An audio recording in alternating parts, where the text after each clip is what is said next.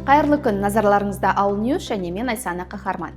Парламент мәжілісінің жалпы отырысында жоғары аудиторлар палатасының 2023 жылғы республикалық бюджетінің игерілу есебі тыңдалды. Серік Егізбаев аталған есепке орай маңызды мәселелерді көтерді. Ерболат Саурықов проблемалық кредиттер қоры акционерлік қоғам қорының таза активтері көрсетілген инвестициялар мөлшерінен аз екенін атап өтті. Жигули Дайрабаев ауыл шаруашылығы вице-министрі Азат Сұлтановқа аграрлық салаға бөлінетін несие және агробанк құру мәселелері бойынша сұрақ қойды. Ал Аназбақ Қожаев мәдени-гуманитарлық саланы дамытатын келісімшартты ратификациялайтын заң жобасын қолдауды және оны Сенатқа жолдауды ұсынды. Ауыл партиясы төрағасының бірінші орынбасары Төлеутай Рахымбеков ұлттық аграрлық ғылым академиясының вице-президенті болып тағайындалды. Ауыл партиясы жастар қанатының ұйымдастыруымен мемлекеттік рәміздер күніне орай көк тудың желбірегені атты челлендж өтті. Аталған іс-шараны партия филиалдары қолдап, мереке ел арасында кеңінен насихатталды.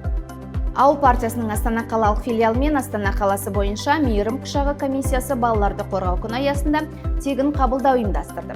Шараны жанұя медицина орталығында невропатолог, медицина ғылымдарының кандидаты, ауыл партиясының белсенді мүшесі Алтынай Елубаева мен ультрадыбыстық зерттеу дәрігері Гаухар Оғызбаева жүргізді.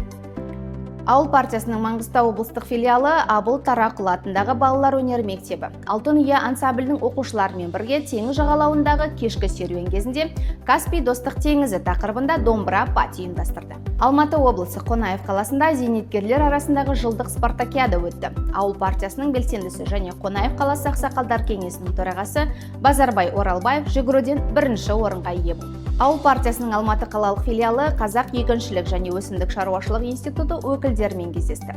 Кездесу барысында жетістікпен қатар институттың дамуын тежейтін кедергілер айтылды. Түркістан облысы Шардара қаласында 100 отбасы баспаналы болды. Үйлер кезекте тұрған жандарға берілді. 2 қабатты 6 тұрғын үйдің құрылыс монтаж жұмыстарын аудандық мәслихаттың ауыл партиясы атынан сайланған депутаты мен аудан кәсіпкерлері толық аяқтап тапсырды.